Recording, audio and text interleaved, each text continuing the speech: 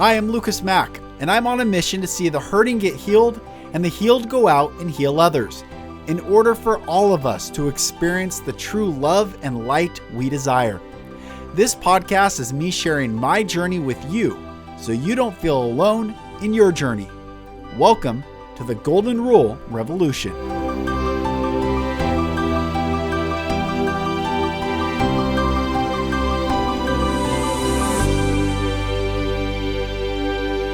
Hello, brothers and sisters, and welcome back to another episode of the Golden Rule Revolution. I am Mack. Thank you for joining on this journey of seeing the hurting get healed and the healed go out and heal others. On this journey of reclaiming our sovereignty, on this journey of detaching from the matrix and going within and finding our connection back to the Most High God, the Creator, who has breathed life into each and every one of us. And it is us who hold that life dearly, that are standing for everyone and standing for the world to reclaim their own sovereignty. And sadly, many have chosen differently. And it is those of us, it is those of us who are continuing to do the work, continuing to hold the line and continuing to hold space for others to heal, that are the ones right now that are so desperately needed. And this is why I'm so excited to bring today's guest, Monica Gray. She is a trauma therapist. She is a dear sister of mine. She is so powerful. And this episode is not as long as I wished it could have been. And so we will do many more episodes after this. But this is a powerful story of Monica's, what she shares with clients, what she's seen right now in the world, and found out how we got connected in the first place. So it's a beautiful story. It's a beautiful episode. Monica, thank you, dear sister. I love you, and everyone enjoy. So everyone, like I just said, I'm so excited to have my dear sister on. Truly my sister. We met in a beautiful container, and she helped me heal. We were there at a powerful weekend, and I'm so excited to have you on. I love you. It's good to see you. Thank you. I know. I love you too. That was a divine appointment, like I always tell you. Truly, it really was. It's amazing. You're just powerful. That's one of the things I talked about in the opening. You are incredibly powerful. And how did you before we get into what you're doing now, trauma therapy and all the work you're doing, walk us through where you're from, where'd you grow up, and how you got into being a trauma therapist. Okay. So I was born in Sao Paulo, Brazil. And then I came here when I was about 2 years old. Mm. And my mom is Brazilian and my dad is Ecuadorian. So it's actually funny how I ended up in the US, because it's actually a really cool story. My dad grew up in this little fishing village in Ecuador. And this is in I think it was 19, I forget, but JFK Jr. started the Peace Corps. Mm. I think it was in 1955. So like all these people like were getting trained to be just dispersed out into the world. Yeah. Right. Yeah. And so there was this really young couple. They were like 23 and 25 years old. They were a married couple that did it together, and they got sent to Manta, is the name of the little city in Ecuador. Wow. So it's like the tuna capital of the world. Wow. Cool. Yeah. So anyways, so they got sent there, and my dad was like always, he was a very intelligent guy. You know, he was always like really smart. He was like the top of his class. He like started a revolution in his high school because the principal was like corrupt and like all this stuff. And he already learned English. Wow. He knew some English and stuff. So they like, my dad really made an impression on them. And my dad went to them one day and asked them if they would take him back with them, because he wanted to get out of there. Wow. And he grew up, his father died from tuberculosis when he was 7, and he was the oldest of 3 boys. Wow. So he was like the man of the house, right? Because the dad died and he was the oldest. And like, if it wasn't for an uncle of his that sent bags of rice and beans to their house, like they would have like starved, right? So anyways, like, so they meet my dad. and they wanted to bring back 3 people. So my dad was one of them. So they brought him back somewhere in the Midwest. I think it was like Minneapolis or Michigan, maybe. And the guy had a cousin who was like the dean of a school, Northeastern University. So then my dad, like, went to school. He enrolled in the Air Force back then. Like, if you did that, they would give you citizenship. He fought in Vietnam, Wow. came back. So he became an engineer, and then they wanted this big corporation in America that used to be called DEC, Digital Equipment Corporation. They wanted to start a South American division. So they sent my dad down to South America to start it. Wow. And so he started in Brazil. Yeah. So he lived in Brazil and he thought I speak Spanish, like I can speak Portuguese, because Brazil is the only non-speaking Right. country in South America. And he's like, they could understand me. I couldn't understand anything they were saying. That's amazing. So he lived there for like 6 years. He became fluent in Portuguese. He could speak like a native. And that's where he met my mom. Wow. And then I was born and, then we moved to the US. So, I basically, though, grew up in Southern California. So I moved to Southern California when I was 5. So we first came here, we went to Massachusetts, and we lived actually in Miami for like a couple years. I don't really remember any of this. But then from California, I stayed there from 5 years old all the way up until 25 when I moved here to Florida. Wow. That's cool. I So didn't know you had a little stint in Florida and now you're back in Florida. yeah, That's a pretty cool story. I Yeah. know. That's cool. Yeah. So I grew up in Orange County, which was an awesome place to grow up. I love the California I grew up in. Yeah. It's a lot different now, but the California that I grew up in was so awesome. I loved it. You also grew up in a Christian household, which same as me. And that's one of the things we connected on, a lot of that language set in that world. How did, what was your view of spirituality and God growing up? Do you remember? I hated it. Hated it. Yeah. Oh yeah. My family was like really into it. My grandparents grew up with us, so my mom brought them over from Brazil. They were really cool because like they weren't really religious. Like they were like legit, like flowing with the love of God in them. There was no legalism, like, and they were, I think like other countries are just more open to things spiritually, but they had like all these miracles happening. Like my grandfather had this miracle of like, he never learned how to read. He had to start working when he was 14 years old, growing up in like the outskirts of the city in Brazil. And like, they didn't become believers until they were older. But one of like the miracles that happened to him is that God like gifted him the ability to read, to be able to read the Bible. Yeah. Wow. And like I have these aunts and they see visions and they've experienced like cool stuff. But in California, like, I remember we were going to like a Spanish church, like a Baptist Spanish church. It was absolutely horrible. I hated it. I didn't like it at all. And when I was a teenager, they still forced us to go, and me and my little brother would ditch. Like there was like we'd be like, bye. They'd go to like the big adult church, and then we were gonna go to like the kids, and we were like, okay, see you after service. And we would just like go around the corner and just sit there and hang out. Like I hated it. I was not really interested in it at all, which in a way I think is an important part of a person's walk. Because you're just spoon fed it when you're little, and you're believing something because your parents are telling you that you should. And so to kind of like reject it or walk away from it at one point, to come back and choose it for yourself, I think is important. So that's what ended up happening to me. I was like not interested. I thought it was boring. Until I had my son. And then I actually researched, I looked into everything. I researched about Buddhism, about Catholicism. I never had a lot of experience with, and I just wasn't interested in it. I kind of just already thought it was kind of weird. I looked into Judaism. I yeah, like pretty much all the different world religions. And then I chose, Yeshua, although my faith has really changed a lot. I probably don't believe in a lot of the mainstream Christian stuff, Hmm. Hmm.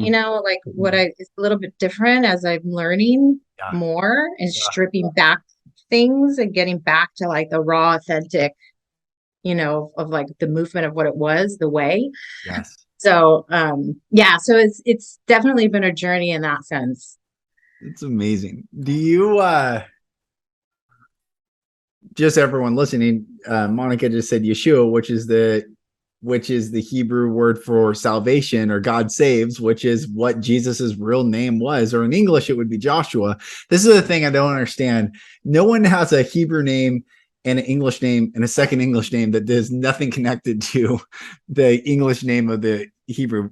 So you have Yahoo, you have Matthew, you have Joshua, you have Yeshua, or Yeshua, you have Joshua, but they called him Jesus, which is interesting. And I had this guy on the podcast, Ali Sadatan, and I asked him, does Jesus mean Hell Zeus, Jesus? Because Zeus, the Suez Canal spelled backwards as Zeus.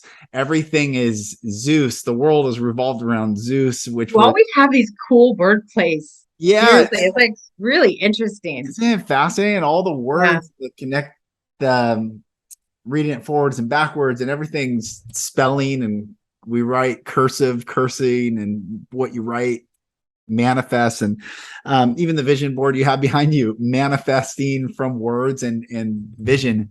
um so I just think it's beautiful that you said Yeshua because that's what his name is. So it's very beautiful. Yeah. I love Judaism. I love it. Yeah. And it's sad that a lot of modern day Christianity, it's been stripped of like any of its Jewish roots, and there's so much richness in it Yeah. that I think we're like missing out on a lot. Right. Yeah. Do you, so how did you go when you were in back in Florida, getting into being a trauma therapist? How did that route go?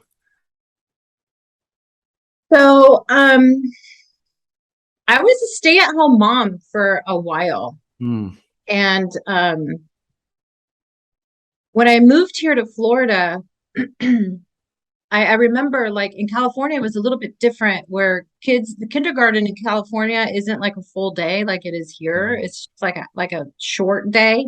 So I remember when I moved here, I was assuming it was kind of the same. And so I have two kids. So my youngest was going to go into kindergarten. And then when she was going to be gone the entire school day, just like my son, who was 8 when we moved here, I was like, oh, my time was kind of cut short. And I found myself in a new city. I didn't know anybody. Yeah. Um, like no friends yet. And I ended up like, it just was really kind of like lonely sitting at home when my kids were at school all day, just kind of like, what do I do with myself, Right. Right. So, I so I got into real estate because Mm. the reason why we even moved is just because California was so expensive, and we were a young family. We had 2 young kids, and it was so expensive, and we just wanted space for our kids to like run around outside. Mm. Right. So that's why we moved. But then everybody else kind of had the same idea because I was like, you guys, it's so cheap out here. Like, oh my gosh, what you can afford is like I was like a kid in a candy store out here. Amazing. So all these people started coming over. And I was like, all right, hold up. Let me get my real estate license, Yeah, really. So I did. Yeah. And like I don't even know how many people came. And then I had people just investing out here too. So I did that. That was really fun. I loved it until the crash, Mm. Yeah. so then it was like, and at that time, I was going through a divorce too. So I found myself kind of like in a survival mode like, okay, here's the economy just completely crashed. Real Mm. estate is dead. Right. And so I just started surviving. So I just would like, I did real estate and then I got into mortgages and then I got into loan modifications because everyone was upside down in their house. And then I got into homeowners insurance and I was just surviving to where I was like, all right, Mm. I need to figure out what I want to do. Mm. I need to figure out what is it that it's not really like work to me.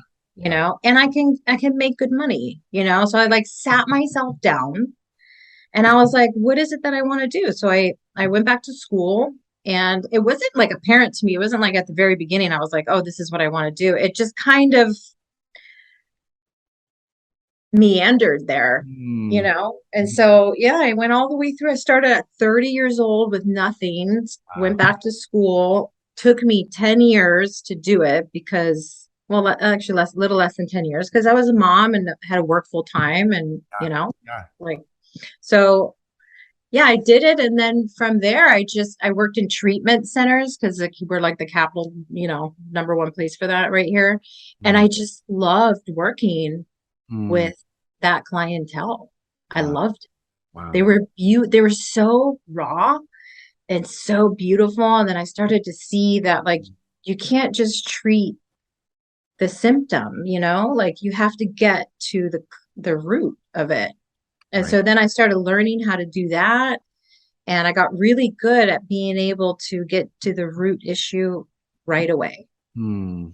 And so, and a lot of therapists, it's funny, it's like they're scared of trauma. A lot of therapists are like, you Yeah. know, I don't know. I guess if you like don't really you have a lot of trauma yourself and you don't deal with it, it's going to be hard to Yeah. sit with people in their traumas, you know, Yeah. especially if it's triggering you. Right. So, Excuse so me. yeah, that's what kind of got me there to specialize in trauma is Mm. because it's like it's kind of the root of everything. You Yeah. know what I mean? Right. Like any kind of maladaptive thing or addiction has to do with that. All of it. All of it. So I say in my TED talk, we need to stop judging people's behavior because behavior is only a byproduct of an internal belief system. And when we experience trauma, if we're abused in any way, shape, or form, our belief structure of ourselves gets skewed, and then the behaviors reveal that skewed internal belief system. So yeah, it's the trauma Yeah, that and what I started to see too is that every behavior makes sense in context. hmm, No matter how crazy you think someone else is, or sometimes people think, like, I don't understand why I do that. If you find the context, yeah. which is the truth, right? It's like Mhm. Mhm. everything makes sense. Yeah. Out of context, nothing makes sense. Right. Right. You know, so that's what I do is I help people find the context of like, let's take a look at what it is, you know, and that's a whole process in itself because people sanitize it, you know, they or you know they start breaking these rules that we grow up, you know, these rules of dysfunction of like we don't talk about things, we don't talk, we don't feel, we don't trust, Right. Right. right? And then now we're going to break those rules. We're going to talk, we're going to feel, and we're going to trust. Hmm. And so That's really just getting people to do that, to like, all right, let's go back and look and let's not sanitize it. It is what it is, yep. right? We're not going to make it sound worse than it was, but we can't sanitize it either. Right. And let's just go back and look and like and see, let's see what the context is. And that gets really hard to do that for your own life. I mean, I can't really do that for my own. You know, I need other people to help me see that because when you're in it, you can't see. You don't have that objectivity, right? But then we start to look at certain things, and then what we find out is like, and this is kind of my mission in life, everybody has trauma. It's just a matter of how much, Yeah. Yeah. you know, like, you know, like that's kind of my mission in life is to normalize and de-shame trauma. Mm. I love it. I love it. Last night I was teaching a course, Dawn of Masculinity, and I had these beautiful men, successful in their own fields, and we're just talking about, you know, weeks ago in the course. Last night was week 9, so week 3 we talk about the painful things that are said to us by people that become our own narrative if we don't get it out and reject that narrative. So like at men's retreats, one beautiful brother that came, his mom called him fat and said no fat boy will ever get a wife. And I'm like, think how horrible, how painful that is. So we were talking about last night, these men, both their fathers said horrible things to them, as mine did, as many I find do. And I said, think about what they said to you. And you were a little boy looking for the love and affirmation from this father figure. And this father says horrible things that if that man said it to anyone else, they would destroy relationships that no one would even Get trust. punched in the face. They would get punched in the face. They would get fired.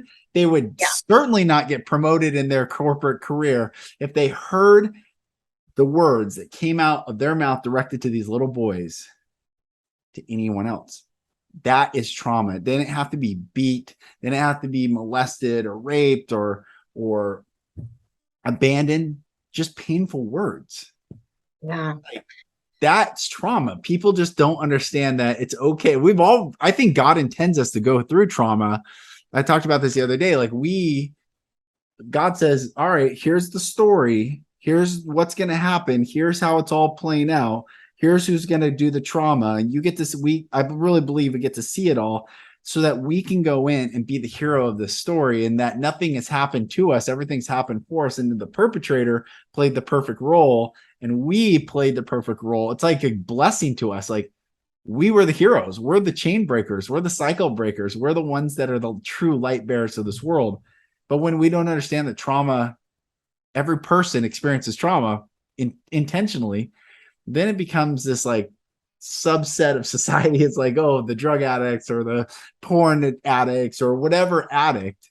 And it's like, no, everyone's addicted to something. Exactly. That like, let's like normalize that, right? Like, right. Yeah, you've got process addictions, right? Which is anything that's not connected to a substance. So you've got like screen addiction. Yes. Okay, there's like most of the population. Yep. You got food addiction, shopping addiction, gambling, workaholism, perfectionism. Yeah. You know, like, oh, that like puts all of us in the same boat. Right. We're all in the same boat. And even avoidance. Some people are addicted to avoiding. They're just like, they'll do anything to, they'll do all the categories just the drug addicts, in a way, like this is what I used to tell people in treatment, in a way, is a blessing in disguise, because drugs will just like torpedo you really fast. Where workaholism, I mean, you could do that forever, you know, and our society kind of rewards that. You know what I mean? But then if you have like a family, you know, you like people, you know, like you don't, they usually have a hard, like personal life, you know, workaholics. Right. It's like their whole, you know, so it's just like, it's not going to torpedo you, because pain is a lot of times our greatest teacher, and it helps really wake us up. But if you're you're able to be like a high functioning addict, it just goes on and on, but it sucks the quality of your life out.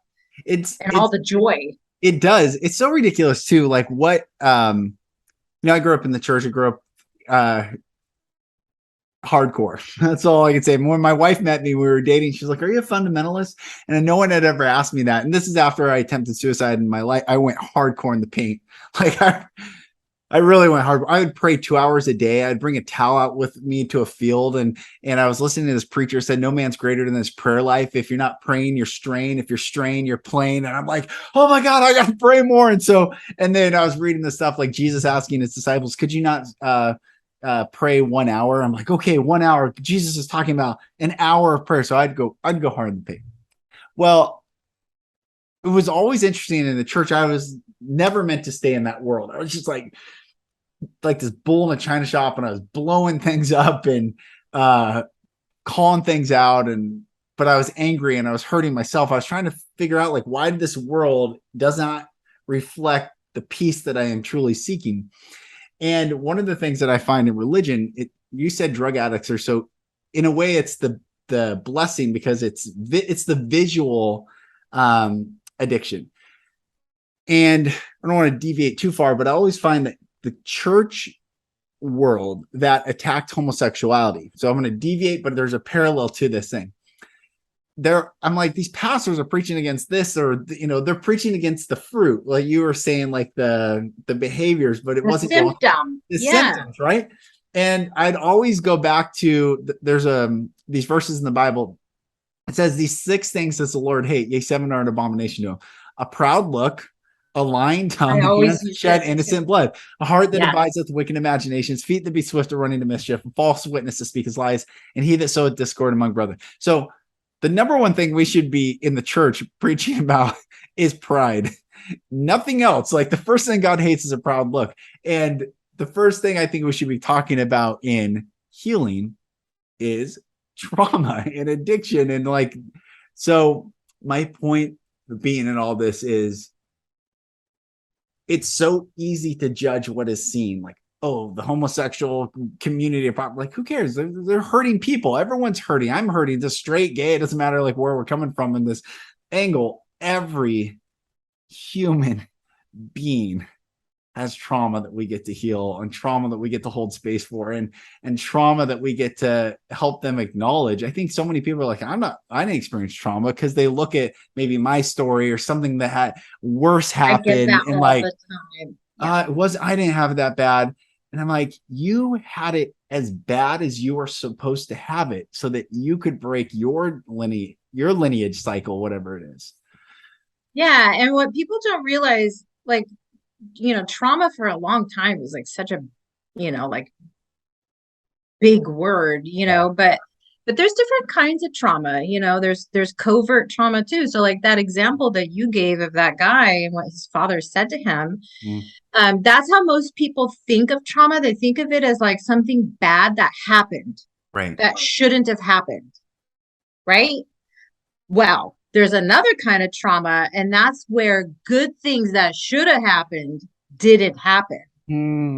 So that means like that kid should have gotten somebody who was like, honey, are you okay? Yeah.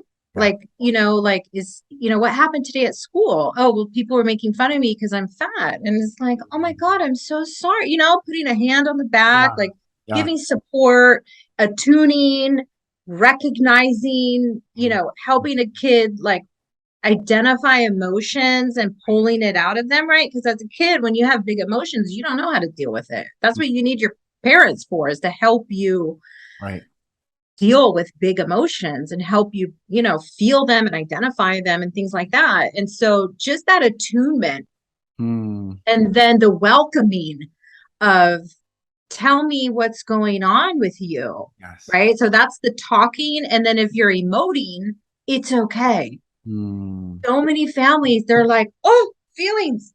Like, no. We don't do feelings. Yeah. Right.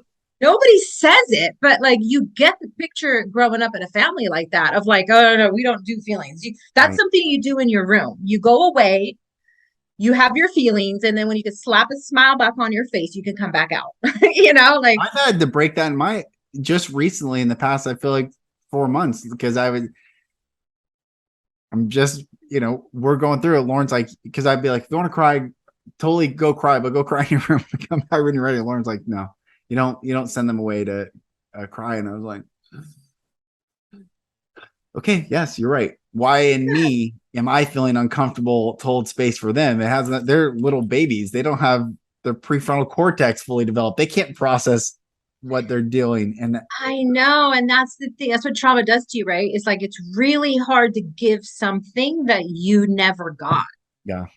But that's where the healing is. That's why like our kids are like, yes, like little teachers, yes, full of wisdom. And and do you see how like as children, you're really connected to your gut, you're really connected to your emotions, right? And we learn how to suppress and how to hide.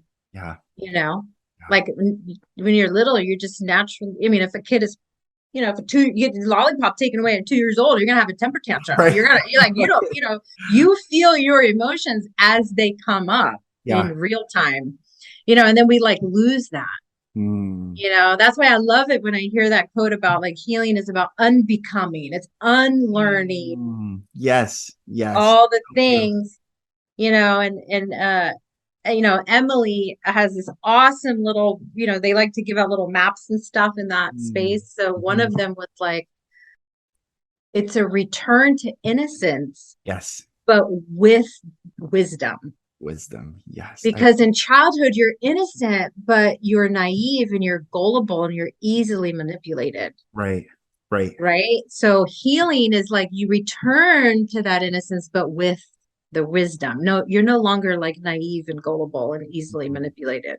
Hmm. I love that. Which is why I think Jesus said, unless you become like a little child, it's becoming, it's the undoing, the unraveling to become the little child again, where our inner child and our adult self is fully integrated, where we have, yeah, I love that. The is innocence with wisdom is, in a sense, holiness. It's beauty. It's grace. It's all the It is. flow. It's such, everything is so beautiful. I want to bathe in that concept of innocence and wisdom. It's so beautiful. Yeah, which you wonder why kids are so targeted, because they have Yes, that yes. beauty and that innocence and that so trusting and It's such a, I'm in this place right now where our oldest is 10. We have a 10, 8, 6, and then a 7th-month old. And my oldest wants a phone, and she's the only one. She's the only one that in doesn't. their whole Oh, school. yeah, the whole world, Dad. I'm the only one. And we talked about innocence, and we talked about purity this past weekend, and being a child and not having the cares of the world, and I also understand the desire to stay connected. She wants to talk to her friends and stuff. But what I told her today is, I said, I was thinking about, like, how do I share this with her? And I have a quote at my company. I had these virtue sayings that we would hand out to all our employees. But one of them, this quote that I came up with, was, just because you stand alone doesn't mean you're wrong. It could mean you're first. And what I want her to understand, what I want everyone to understand, is, like, to break the cycle, or she's breaking a cycle where the whole tide is going access to the worst things imaginable. I cannot even fathom being a child access to what they have access to today. I know grown men that are struggling with these things, let alone a little child, like, access to all of it. But I said, but she's breaking the cycle. She's going to stand for other kids to come out of this digital matrix addiction that's just compounding upon compounding. And I said, so you are going to be the first. It doesn't mean you're wrong. You will get a phone eventually. But right now, you're holding space for these girls to remember the youthful innocence, the playfulness, to pretend again, to stay a child, not to, I mean, it's just crazy what is going on. So cycle breaking and the innocence of the children is so,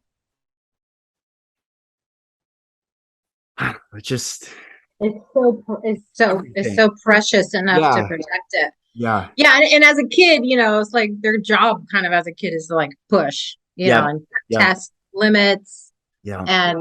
And it's so, like, love has to come with limits, and there's even, like, a lot of studies that have come out that have said that kids who grow up in households that are really high in structure and high in nurture are the ones that do the best. If you have another combination, like high on structure, low on nurture, not good. And same with the other, high on nurture, low on structure, not good.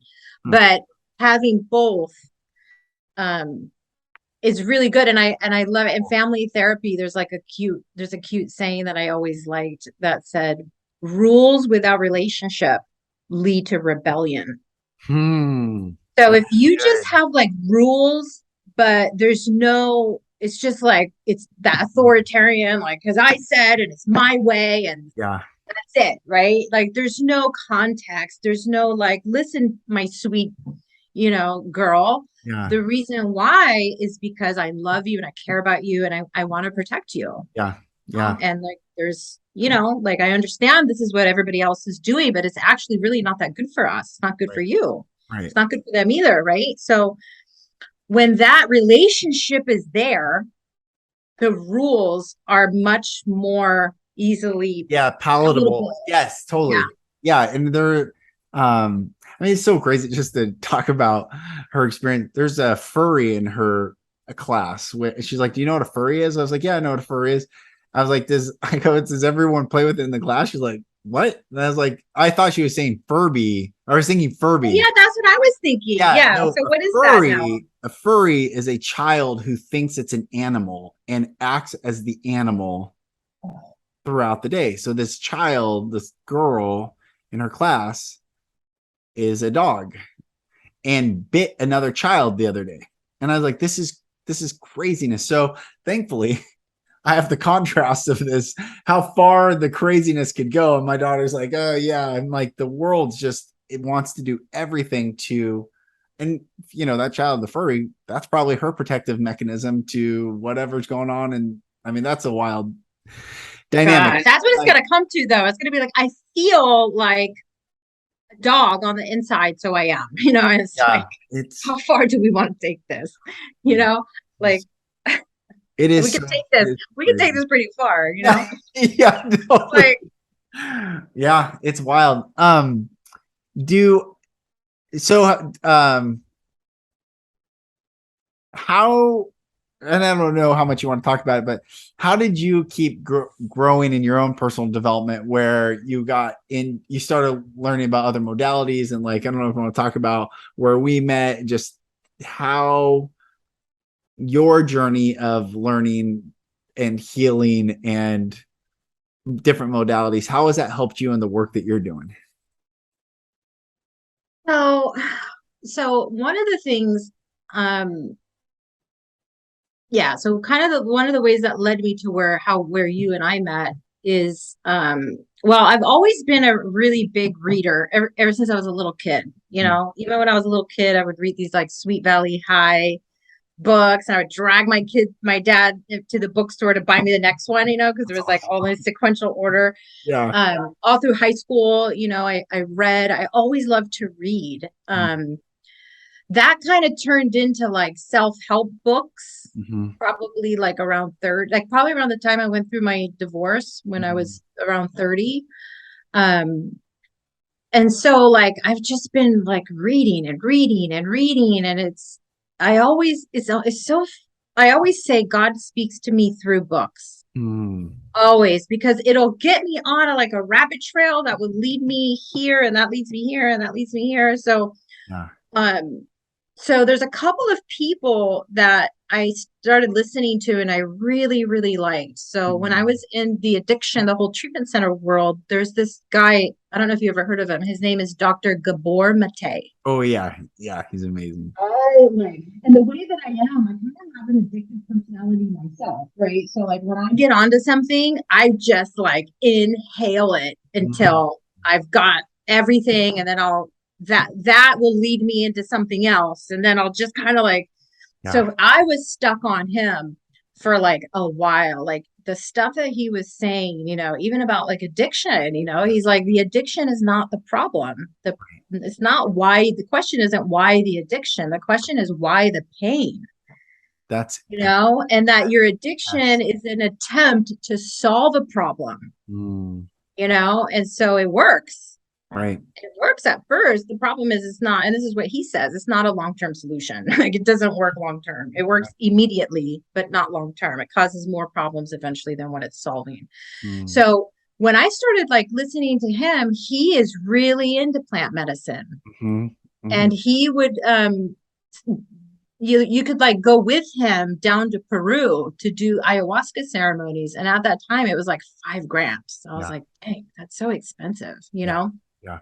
So it was something that I was like, all right, like he was saying how it just has this amazing ability to really help with trauma. It brings the trauma kind of to the forefront. It kind of Mm, shows it to you, but in a really,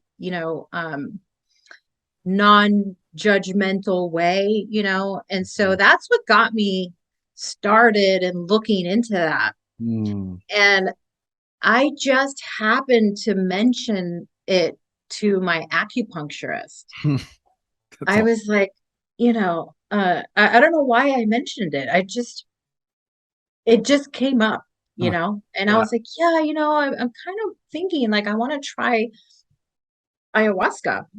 I've been hearing a lot of stuff about it. There's a lot of research right now in psychedelics. And she was Yeah. like, oh, yeah. She's like, I know these 2 women Mm, who, have an amazing space, and they do that, but it's different. It's not the tea that makes you really sick and it's really hard on your body. It's a chocolate form, and it's really, a lot easier on your body. There's no like throwing up all night. There's none of Yeah. that stuff. And I was like, oh wow. She's like, yeah, if you're interested, I could give you, she's like, I have to check with them first, get their Yeah. permission, and then, I'll pass the information along. So she Right. did.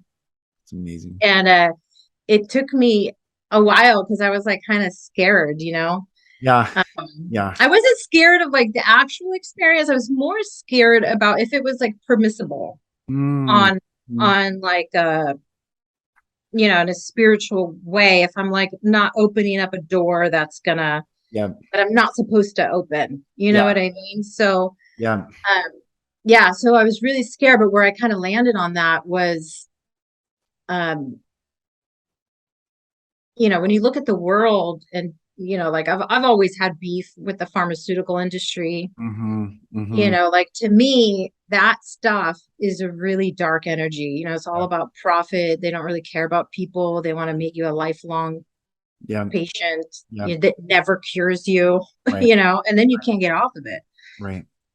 If you get off of it, you're going to have delusions and have like, and Yeah. it's just like really hard to get off of that, more so than street drugs. It's like the hardest stuff to get off Mm. once you go down that path. Mm. So where I landed on that was like, you know, Hashem has made such a beautiful planet for us. It literally has everything we need. You Everything. know what I mean? Yes. From the air we breathe to the water we drink to the food that we eat Mm-hmm. to, like natural hot springs to help with joint pain, or like whatever, the like hot springs, like mud you can put on your body that has all these minerals and elements in it, like to all these herbs that help with like all different kinds of stuff in the body. And then we have this beautiful plant Yes. that Yeah. helps with the mind and with you know Mm. and so that's where I landed. God created everything, Yeah. and he said that everything was good. Yeah. Yeah. So That's right. It's so beautiful. The My experience was going to therapy every single week, sometimes twice a week for 2 years. I never missed a week. And I was able to heal more in 12 hours on the plant than I was in those 2 years. And looking back and all the journey that I've been doing since 2016 of healing, the only way to truly heal is to be out of ego, and when the ego is dropped. And so plant breath work, experiential modalities to be back in, that's one of the things that really helped me heal, is the experiential healing, going back into these memories and reenacting a lot of the things. But plant medicine was the most delicate, healing, safe, beautiful space. And where we are right now is like the world has split in this matrix machinery, inhuman, inorganic, black box, graphene on, like it is just collecting like the Borg everything it can, and it's stripping all life, resources, goodness, beauty, truth. And then there's like, oh, people are breaking out of this, thank God. And then we're waking up to, wow, like you just said, the earth has everything. Everything. There's nothing that we need to be sold. There's nothing that we have to buy. The earth, even dandelions. I've gotten into foraging. dandelions, Like exactly. dandelions heal so much. And like, why do they kill? They call them weeds, and then they spray all the They chemicals on. demonize them, Yeah, right? exactly. I wonder why. And sometimes you wonder, like, hmm, Right. like It's there's everything no seems money in so natural inverted. things. You can't patent them, Right. right? Exactly right. Healing, healing and health have no like profit in it, Right. right? Right. So yeah, I agree. And I've always been that way though. Like this idea that I like to go back to the authentic, raw thing. Mm. You know what I mean? I did that with Christianity. Like, I don't want the like I want to strip it back to its original, Yeah. like Yep. what's the raw, authentic thing? Yep. I did that with food too, like what are these Franken foods? This isn't even real food. Like if it's not grown out of the ground, hanging from a tree or a plant Yep. or an animal, right? Yep. Like it's not real. Right. It's just not, it's made in a lab, Right. and same with the pharmaceuticals, it's like it's made in a lab. Yeah. But no, like we need to get back to like the further we go away from nature, even like sleep, like we're off the circadian rhythm because there's Yeah. so much light, and our bodies aren't, everything is out of whack. And like we think we're so sophisticated with all this technology, but like we're screwing ourselves in the process, Yeah. like we need to go back to how the original, because it's in harmony, Mm-hmm. Yes. like Yes. it's in balance and it's in harmony until you start adding in all this artificial stuff. Right. No wonder why we're so sick Right. Right. as a civilization. Do you have you like all the work that you've done yourself and then working with your clients, is there some extrapolation that you can say that are we moving into this place of healing? It feels like there's so many healers right now and there's so much beauty that's coming and people are healing, but then I look at the other and then it's like sometimes I'm like, oh my gosh, we're screwed. Like it's so crazy. But do you feel like that you're able to see some thread of goodness that's coming through all this? Yeah. What do Yeah, I you? do. Yeah. Like What? there's always a cycle. You Right. know what I mean? Like there's just, just look at the earth and the way that everything is. There's always a cycle. There's a Right. cycle of death, and there's decay and death, and then there's rebirth. Like even the planet, like trust me, like I don't think we could take out the planet. The planet will take us out Yeah. before we take it out. You Yep. know what I mean? Yep. Like it's just never going to happen. Right. It'll recalibrate itself. And we've seen this. I mean, I guess like the scariest my mind ever gets is that like civilizations rise and they fall, you Mm-hmm. know, and Mm. like America has been, the superpower and the one on top, but like we Yeah. can see that we're declining, Right. Right. right? And Yep. so, I mean, but ultimately, I think that's where, like if you believe in something bigger than yourself that has intelligence and is actually holding everything together and is in control, Mm. then that's where I can lay my head at night and Yeah. be in peace, Yeah. because at the end of the day, nothing's happening that is not authorized. Right. Right. Beautiful. One of the things I saw this, speaking of the earth being able to take us out or wipe us out, I was watching this. One of the deepest rabbit holes is Crater Earth, and I don't know if anyone listening, if you've researched Crater Earth, but there's this guy who came up with this theory, and it is fascinating, and it's on YouTube and lots of different spin-offs of this guy's theory. But what he explains essentially is um, like the body will fill, if there's like an infection in the body, it fills it with water, pus or whatever it turns out to be, but really it's the body flooding the infection with water. And he said the floods of the earth were actually the same thing. The earth flooded itself to cleanse itself of whatever was going on at the time. And so yeah, the earth can definitely take care of whatever needs to be taken care of. um what So we got a few minutes left. I know we talked about a course, and I know you're doing a lot of stuff you're working on. How can people connect with you, reach out to you, and do you do remote work or you just in person? Like how does it work for your healing? Yeah, no, I do in person. I always did. I never stopped. Mm, I was like one of the few therapists in the area that was still doing in person the whole time, all through the pandemic. awesome. But I also do remote.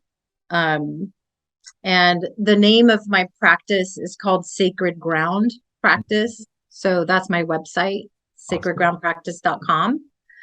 Um, So people can reach out to me there. But yeah, you know, my my thing, you know, is kind of always, you know, it kind of changes like what I'm doing at that time. So when I first started out, you know, I was in addiction and working with that population. And then from there, I started working with women Mm, and women who were in not really like obvious abusive relationships. It was more like just emotionally destructive mm, relationships. So it was kind of like hard to tell because they're not like getting hit, right? But there was like yeah, still abuse. But now I'm kind of shifting to working with men. cool.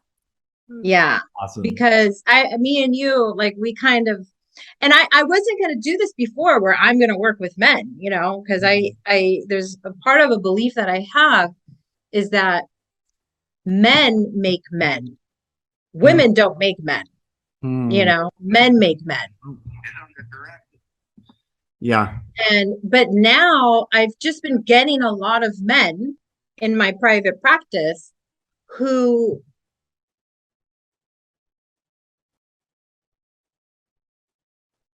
how do I put this? Like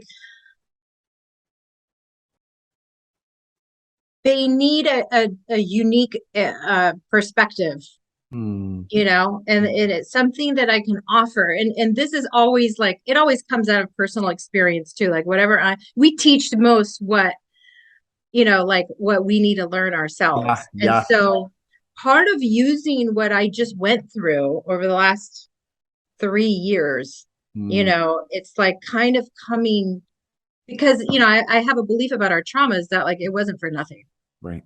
Right. right? It wasn't for nothing.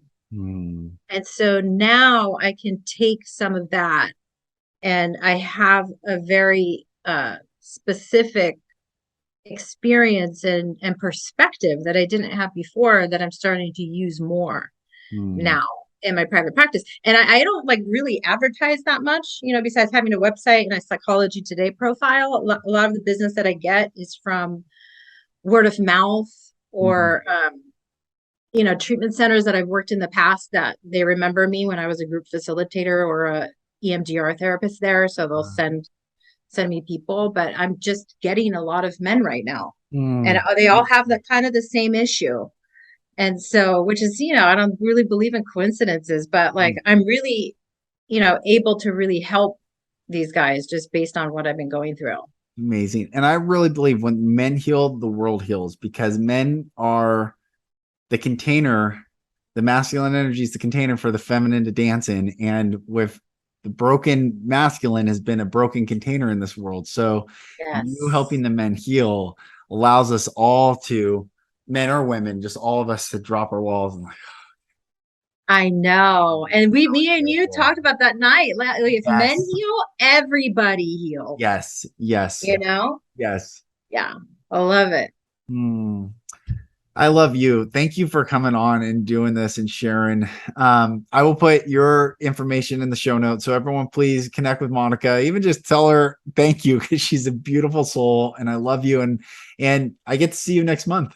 I'm Yes, I excited. know. It's I'm going to so be amazing. It's going to be It's gonna be so good. powerful. I know. I love you too, Lucas. You're such a Um, beautiful thank soul. Well, I'll make sure to put Monica's information in the show notes. Please follow, connect with her, reach out to her if you need support. You are not alone in this journey, dear brothers and sisters. We are watching the timeline split right now. We who are the light continue in the light. God is light, and in him there is no darkness at all. And it is those of us who choose to walk in the light, to walk in the love of the Most High, that are walking in a way that other people are looking for support. And it is us right now during this time. And Monica is an amazing sister and an amazing example of someone that's doing that every single day. So I bless you, dear sister. I bless each and every one of you for watching. Thank you for watching. Thank you for listening to this. And as always, please share, like, subscribe, send this podcast out because there is someone right now who is in the depth of darkness, looking for support, looking for a hand, a kind word, or just your presence to lift them out of that. And we are that light. So I bless you all. Thank you. I am Lucas Mack. This is the Golden Rule Revolution, and I'll talk to you on the next episode.